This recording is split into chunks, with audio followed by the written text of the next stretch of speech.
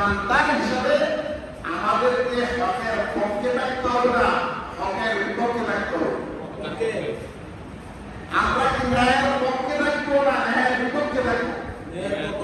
ন্যায়ের পক্ষে থাকবো। এটা হলো মুসলমান হিসাবে আমাদের নৈতিক দায়িত্ব এবং কর্তব্য। ইমানদার হিসাবে আমাদের নৈতিক এবং দায়িত্ব এবং কর্তব্য হলো আমরা সদা সর্বদা হকের পক্ষে থাকবো, হকের বিপক্ষে কখনো অবস্থান গ্রহণ করবো না। আল্লাহ পাক রব্বুল আলামিন আমাদেরকে সদা সর্বদা হকের পক্ষে, ন্যায়ের পক্ষে সঠিক পন্থা অবলম্বন করা তৌফিক দান করুন। সবাই আল্লাহ আমিন।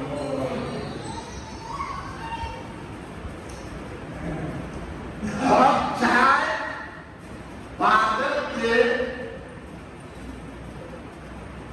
হকের দ্বারা পরিবর্তন করে দিন। সুবহানাল্লাহ।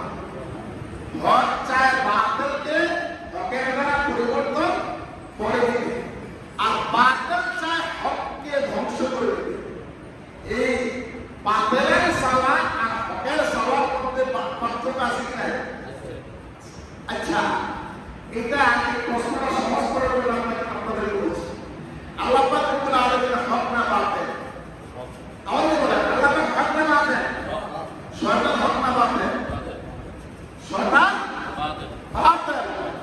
আল্লাহ পাক চাইলে শয়তানকে ধ্বংস করে দিতে পারেন? পারেন। ধ্বংস করেছেন? না। ধ্বংস করেছেন? না। কিন্তু আল্লাহ চাইলে শয়তানকে ধ্বংস করে দিতে পারেন। অনুরূপভাবে হকের চাওয়া হলো বাতিলকে হকের দ্বারা পরিবর্তন করে দেওয়া, বাতিলকে হকের উপর নিয়ে আসা, বাতিলকে বাতিলওয়ালাকে বাতিল পরিবর্তন করে, বাতিলওয়ালাকে বাতিল পরিত্যাগ করে, বাতিলওয়ালাকে বাতিল ছেড়ে দিয়ে হকের উপর প্রতিষ্ঠিত করা হলো হকওয়ালার দায়িত্ব। সুবহানাল্লাহ। আর বাতিলওয়ালা কি চায়? বাতিলওয়ালা চায় যে হককে যারা আছে তাদেরকে এবং হকটাকে নিশ্চিন্ত করে দিতে, নির্মূল করে দিতে, ধ্বংস করে দিতে। যেমন উদাহরণস্বরূপ ধরেন আজকে ইরান এবং ইসরায়েলের যুদ্ধ, ফিলিস্তিন এবং ইরানের যুদ্ধ। আসলে কি ফিলিস্তিনিরা কোনো অপরাধ করেছে? ফিলিস্তিনিরা কোনো অপরাধ করেছে? করে নাই। ইরানিরা আমেরিকার উপর কোনো অপরাধ করেছে? করে নাই। তাহলে অহেতু অন্যায়ভাবে তাদের উপর আক্রমণ করে তাদেরকে নিঃশেষ করে দেওয়ার উদ্দেশ্যটা একটাই উদ্দেশ্য, তারা মুসলিম, তারা হক, তারা হকওয়ালা, তারা হকের উপর আছে। ফিলিস্তিনিরা হকের উপর আছে, তারা আল্লাহকে বিশ্বাস করে, তারা আল্লাহ রাসূলকে বিশ্বাস করে, আল্লাহর দ্বীনকে বিশ্বাস করে, আল্লাহর দ্বীন অনুযায়ী নিজেরা জীবন যাপন করতে চায়। এটা ছাড়া তাদের কোনো অপরাধ নাই। এই অবস্থা পূর্ববর্তী সমারোহ করেছিল। আল্লাহ পাক রব্বুল আলামিন বলেন, আমা আকাবু মিনহুম ইল্লা আন ইউমিনু বিল্লাহিল আজিজিল হাকীম। এখন তো নির্যাতনের মাত্রা তো চেঞ্জ হয়ে গেছে। পূর্ববর্তী জমানার নবীদের সময়ে নবীদের সাহাবীদের উপরে এত জঘন্যতম নির্যাতন হলো, জ্বলন্ত আগুনের ভিতরে কড়াই বসাইয়া ওই কড়াইয়ের মধ্যে তেল পানি দিয়া ওইটাকে উত্তপ্ত করে ইমানদারকে সেখানে দাঁড় করাইয়া বলা হতো ইমানকে পরিত্যাগ করো, অন্যথায় এই কড়াইয়ের ভিতরে এখন তোমাকে ছেড়ে দিব। আলহামদুলিল্লাহ বলবেন না? এমন পরিস্থিতি আমার সামনে আসে। হ্যাঁ,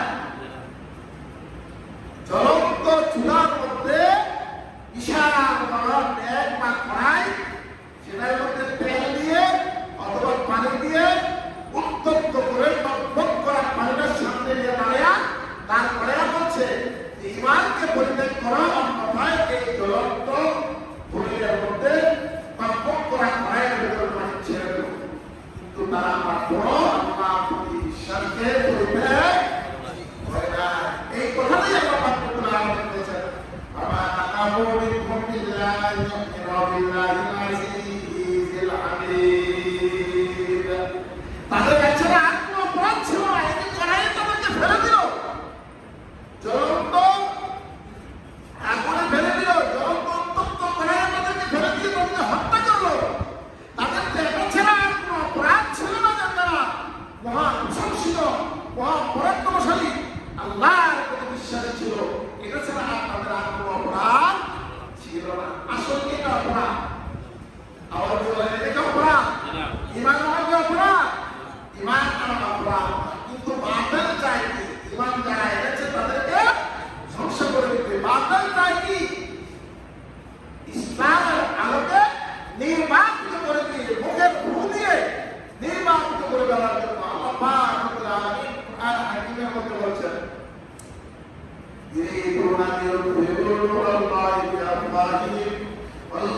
بكفره ولو كره الكافرون يريدون يطفئوا الله কাফেররা মুশরিকেরা বাতিলরা চায় যে তারা তাদের মুখের ধুঁ দিয়া আল্লাহর নূরকে নির্বাপিত করে ফেলবে, আল্লাহর নূরকে নিভাইয়া দিবে, আল্লাহর দ্বীনের আলোকে নিভাইয়া দিবে। আল্লাহু মুতিক্কুলুহি, অথচ আল্লাহ পাক তার নূরকে পূর্ণাঙ্গ করবে। সুবহানাল্লাহ। আল্লাহ পাক পৃথিবীকে কোটা দিয়ে রাখবে, বাতিল না হয়। আল্লাহ পাক বাতিলকে সাহায্য করবেন না হককে সাহায্য করবেন? হককে সাহায্য। আল্লাহু মুতিক্কুলুহি, অথচ আল্লাহ পাক নূরকে তার দ্বীনকে পূর্ণাঙ্গ করে দিবেন, তার দ্বীনের আলোকে প্রজ্বলিত করে দিবেন। ওয়ালাউ কারিহাল কাফিরুন ওয়ালাউ কারিহাল মুশরিকুন, যদিও কাফেরদের কাছে এটা পছন্দ হয় না, যদিও মুশরিকদের কাছে এটা কি হয় না, পছন্দ হয় না। অনুরূপভাবে আবহমান কাল থেকে হক এবং বাতিলের মধ্যে কি ছিল? দ্বন্দ্ব সংঘাত ছিল, আজও আছে, ভবিষ্যতেও থাকবে। এখন আমরা কি হকের পক্ষে থাকবো না বাতিলের পক্ষে থাকবো? আমরা হকের পক্ষে থাকবো। এখানে মুসা আলাইহিস সালামের যে ঘটনা বিগত 2 মাস থেকে আলোচনা করছিলাম, সেখানে মুসা আলাইহিস সালাম কি ছিলেন?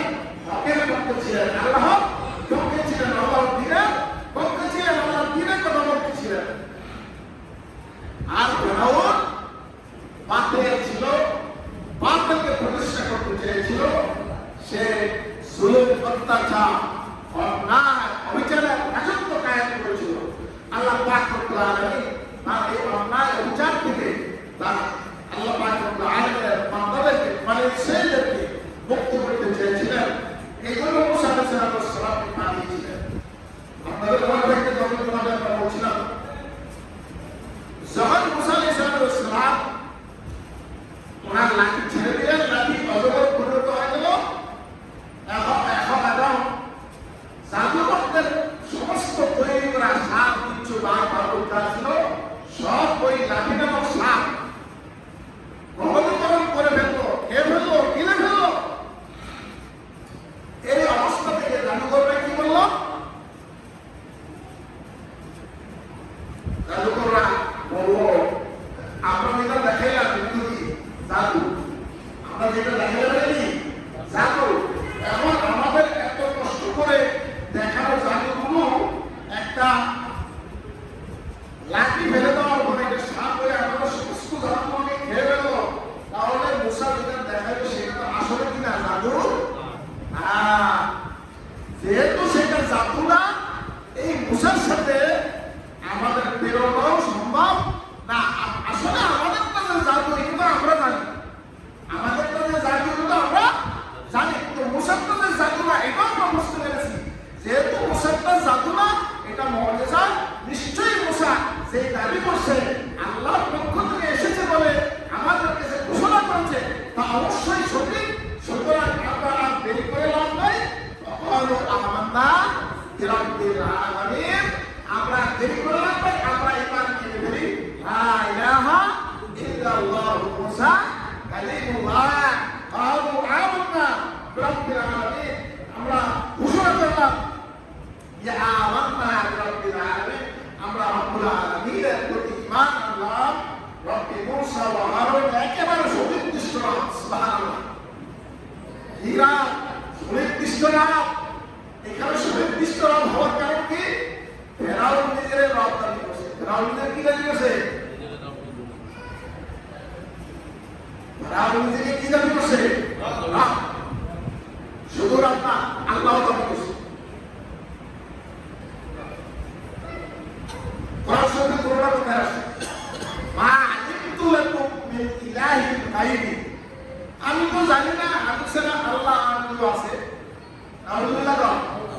মুসা আলাইহিস সালাম যখন বারবার দাওয়াত দিচ্ছিলেন ফেরাউনকে, ফেরাউন বলল, মা আলিমতু লাকুম মিন ইলাহিন গায়রি, আমার কোনো জানা নাই, আমি ছাড়া কোনো ইলাহ, আবার কোনো আল্লাহ, আবার কোনো উপাস্য আছে, এটা আমি জানি না, আমি তো আল্লাহ। আলহামদুলিল্লাহ। আর বেশিরভাগ ফেরাউন যে দাবিটা করতো সেটা ছিল রাব, আমি তো কি রাব, আমি আমি রব, আমি তোমাদের রব। এই জন্য জাদুকররা বললেন কি যে আলু আমার রব্বিল আলামিন, আমরা রব্বুল আলামিনের প্রতি ঈমান আনলাম। রব্বি মূসা ওয়া হারুন, ফেরাউন যেই রব দাবি করে সেই রবের প্রতি না, মূসা এবং হারুন আলাইহিস সালাম যেই রবকে বিশ্বাস করেছে, যেই রবের কথা বলছে, আমরা সেই রবকে বিশ্বাস করলাম। সুবহানাল্লাহ, সেই রবের প্রতি কি গেলাম ঈমান আনলাম।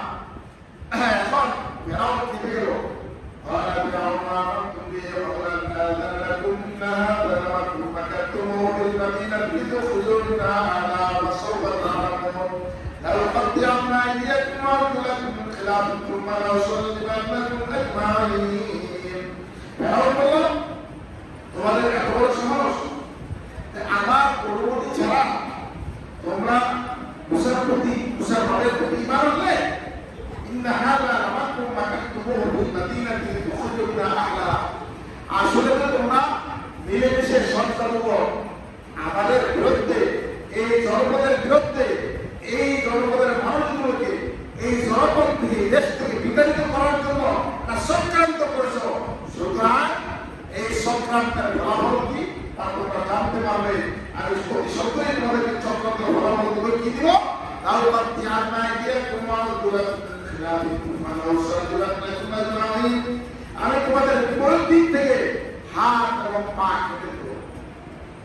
ডান হাত কাটলে বাম পা কেটে দেব, বাম হাত কাটলে ডান পা কেটে দেব, যাতে করে সরাসরি তোমাদের এমন একটা জীবন হয়, মানবতার জীবন, সেই জীবন নিয়ে তোমরা চলতে অনেক কষ্ট হবে। তাহলে কিছুদিন পরে তোমরা আলোচনা দিবেন জানি তোমাদের সবাইকে আমি সরে ছড়িয়ে মানবো। না এখানে জাদুকরদের কি অপরাধ? জাদুকরদেরকে দাওয়াত দিয়ে আসছিলেন কথা বলে তোমরা জাদুকরদেরকে একত্রিত করা, এটা কি মুসার কাজ ছিল না ফেরাউনের কাজ ছিল? এই মেহমান খানায় রাখা কার মেহমান ছিল? খানা ছিল ফেরাউনের মেহমান খানা। এতদিন পর্যন্ত খাওয়া দাওয়া করানো, মেহমানদারি করানো, এটা কার দায়িত্ব ছিল? ফেরাউনের দায়িত্ব ছিল। আসলে জাদুকররা মুসার লোক ছিল না, কার লোক ছিল? ফেরাউনের লোক ছিল। এখন ফেরাউনের লোক হওয়ার পরও একটি কারণে ফেরাউন বলতেছে তোমাদেরকে ডান আর বাম পা বিপরীত দিক থেকে তোমাদের হাত পা কেটে দেব, এটাই শেষ না। অথবা কষ্ট দেওয়ার পরে, ইচ্ছা মতো কষ্ট পাওয়ার পরে তোমাদেরকে ছেড়ে দেবো না, তোমাদের সবাইকে শুনে চলে যা মারবো। তাহলে এখানে তাদের অপরাধ নেই, তাদের অপরাধ হলো আর আমরা বিরব্বিল আলামিন। তারা বলছে আমরা রব্বুল আলামিনের প্রতি কি করলাম? ঈমান আনলাম। এখন ঈমান আনা কি অপরাধ? আপনারা বলেন না, ঈমান আনা কি অপরাধ? আমাদের কাছে ঈমান আনা অপরাধ না হলো আল্লাহকে যারা মানে না, আল্লাহর দ্বীনকে যারা মানে না, পরকালকে যারা বিশ্বাস করে না, তাদের কাছে ঈমান আনা অবশ্যই অপরাধ। কথা কি বুঝতে পারছি? ঈমান আনা, ঈমান অনুযায়ী চলা আমাদের কাছে অপরাধ না হলো যারা আল্লাহকে মানে না, আল্লাহর বান্দা আল্লাহকে মানব এটা চায় না, পরকালকে বিশ্বাস করে না, আল্লাহর দ্বীনকে বিশ্বাস করে না, তাদের কাছে ঈমান আনাটাই একটা অপরাধ। সুতরাং ফেরাউনের কাছে এটা কি ছিল? অপরাধ ছিল। এখন এই নতুন ইমানদাররা এখন তারা জবাব দিল, ইন্না ইলা রাব্বিনা মুনকালিবুন। সুবহানাল্লাহ। ক্বালু ইন্না ইলা রাব্বিনা মুনকালিবুন। তারা বলল আমরা তো আমাদের রবের দিকেই উপনীত হব, আমরা তো আমাদের রবের কাছেই সর্বশেষ চলে যেতে হবে। সুতরাং আমাদেরকে তুমি শুনে ছাড়াও আর শায়েস্তা যাই করো না কেন, আমরা ঈমান এনেছি, ঈমানের উপরে অবিচার থাকবো। সুবহানাল্লাহ। এখন পূর্ববর্তী জমানায় ইমানদারদের উপরে যে ধরনের অত্যাচার জুলুম হয়েছে, এখন কি আমাদের উপর সেরকম জুলুম হয়? এখন কি সেরকম অত্যাচার হয়? অত্যাচার হয় না। আসলে ইমানের দিক থেকে আমাদের অবস্থা কি অবস্থায় আছে? আমরা কি তাদের মতো শক্তিশালী ইমানদার? কথা বলেন, আওয়াজ দেন। আমরা কি তাদের মতো শক্তিশালী ইমানদার? না না না। আমাদের ইমান 1000 টাকা হলে লড়ে যায়, 2000 টাকা হলে লড়ে যায়, একটু কায়দা থেকে হলে লড়ে যায়। নাউজুবিল্লাহ বলেন না, ভয় কি হয় না? হ্যাঁ, ভোট দিলে নামাজ পড়াও ঠিক, মিথ্যা কথা কথা বলে না। ভোট দিলে নামাজ পড়াও ঠিক, মিথ্যা কথা ঠিক, তোকাবাজি করাও ঠিক, মাথার টুপিও ঠিক, লম্বা জুলম করাও ঠিক, অপর উপর জুলুম করাও ঠিক, মুখে দাঁড়িয়ে রাখাও ঠিক, প্রতারণা করাও আছে কিনা নাই? তাহলে আমরা কোন দলে ইমানদার? আমরা কোন পর্যায়ে ইমানদার? আচ্ছা বলেন তো, এই পর্যায়ে ইমানদার হইয়া আল্লাহর জান্নাতে কি যাওয়া যাবে বলে আপনারা মনে করেন? এই পর্যায়ে ইমানদার হইয়া আল্লাহর জান্নাতে যাওয়া যাবে বলে কি মনে করেন? তবে কি করতে হবে? আমাদের ইমানটাকে দুরুস্ত করতে হবে, এবং ইমান দুরুস্ত করার পর ইমানের দাবি অনুযায়ী আমাদের জীবনটাকে পরিচালনা করতে হবে। আমরা সকলে কি ইমানটাকে দুরুস্ত করতে রাজি আছি? কথা বলেন, ইমানটাকে দুরুস্ত করতে রাজি আছি? এখন মন চায় জিন্দিগি না ইমান চায় জিন্দিগি? বলেন, জিন্দিগি কি মন চাই হবে না ইমান চাই হবে? ইমান আমার কাছে যে ধরনের চলা চায় এই ধরনের চলা আমার জীবনে হবে না মন যে ধরনের চলা চায় সেই ধরনের চলা হবে? যদি ইমান আমার কাছে যে ধরনের চলা চায় আমি যদি সেই ধরনের চলতে পারি তাহলে আমার জন্য জান্নাতের রাস্তা খোলা। সুবহানাল্লাহ। আর মন চায় সেই ধরনের জিন্দেগি, সেই ধরনের জিন্দেগি যদি আমি যাপন করি, আল্লাহ পাক রব্বুল আলামিন ঘোষণা করেছেন, আম্মা মান খাফা মাকাম রাব্বিহি ওয়া নাহা নাফসা আনিল হাওয়া ফা ইন্নাল জান্নাতা হিয়াল মাওয়া। সুবহানাল্লাহ। যেই ব্যক্তি মন যে চায় সে অনুযায়ী না চলিয়া আল্লাহ যেভাবে চায় সেভাবে চলে, তার জন্য ফাইনাল জান্নাত হিয়াল মাওয়া, তার ঠিকানা হলো জান্নাত। সুবহানাল্লাহ। আমরা সকলে জান্নাতে যেতে চাই। তাহলে জান্নাতে যেতে চাইলে আমাদেরকে কিছু জিনিস গ্রহণ করতে হবে আর কিছু জিনিস পরিত্যাগ করতে হবে। কিছু জিনিস কি করতে হবে? গ্রহণ করতে হবে আর কিছু জিনিস পরিত্যাগ করতে হবে। কি জিনিস গ্রহণ করবো? আল্লাহু আযজা ওয়া জাল্লা ফিল কুরআনিল মাজিদ, আতাকুর রাসূল ফাখুযুহু ওয়া মা নাহাকুম আনহু ফান্তাহু, মা আতাকুর রাসূল ফাখুযুহু। তোমাদের জন্য রাসূল যা নিয়ে এসেছেন তা তোমরা গ্রহণ করো, আর রাসূল তোমাদেরকে যা থেকে নিষেধ করেছেন তা থেকে তোমরা কি করো? বিরত থাকো। এখন রাসূল সাল্লাল্লাহু আলাইহি ওয়াসাল্লাম আমাদের জন্য কি নিয়ে এসেছেন এবং রাসূল সাল্লাল্লাহু আলাইহি ওয়াসাল্লাম আমাদেরকে কি গ্রহণ করতে বলেছেন আর কোন জিনিস থেকে বিরত থাকতে বলেছেন, আমরা ইনশাআল্লাহ সামনের জুমাগুলোতে শীঘ্রই আলোচনা করব। শুনবো। আল্লাহ পাক রব্বুল আলামিন আমাদেরকে শুনবার, মানবার, জানবার এবং আমল করবার তৌফিক দান করুন। আমিন। ওয়া আখিরু দাওয়ানা আলহামদুলিল্লাহ।